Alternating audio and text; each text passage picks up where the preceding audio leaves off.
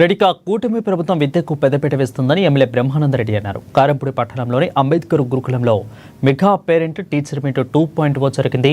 ఈ కార్యక్రమంలో ఎమ్మెల్యే ముఖ్య అతిథిగా పాల్గొన్నారు. పిల్లల భవిష్యత్తుకు ప్రభుత్వం పాటుపడుతుందని ఆయన అన్నారు. తల్లిదండ్రులు కూడా ప్రభుత్వానికి సహకరించాలని కోరారు. ప్రతి విద్యార్థి తప్పనిసరిగా మొక్కలను పెంచే కార్యక్రమాన్ని చేపట్టాలని ఆయన సూచించారు. ఈ అనంతరం సాంస్కృతిక ప్రదర్శనలు అలరించారు. ఈ కార్యక్రమంలో కూటమి నాయకులు, కార్యకర్తలు, అభిమానులు పాల్గొన్నారు.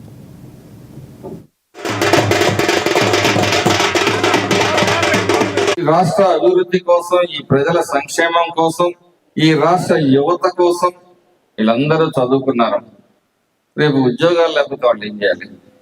ఉద్యోగాలు రావాలంటే ఇక్కడ పరిశ్రమలు రావాలి, కంపెనీలు రావాలి.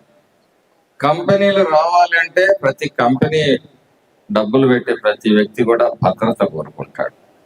అటువంటి సెక్యూర్డ్ ప్లేస్ ఆంధ్రప్రదేశ్ అనే విధంగా ఉంటేనే ఇది సాధ్యమవుతుందని నమ్మిన ముఖ్యమంత్రి గారు ఈరోజు అహర్నిశలు కష్టపడి 9.5 లక్షల కోట్ల రూపాయలు పెట్టుబడులు తీసుకొని వచ్చి ఈ రాష్ట్రంలో ఉపాధి అవకాశాలు కల్పించాలి.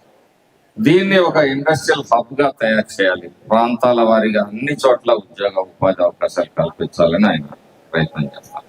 ఒక్కటి మాత్రం నిజం, నా గుడిసెకు నేను నిప్పు పెట్టుకుంటానంటే కుదరదు. లేదు ఎదుటోడి గుడిసెకి నిప్పు పెడతానంటే ఆ ఎదుటోడి గుడిసెతోటే ఆ నిప్పు ఆగదు.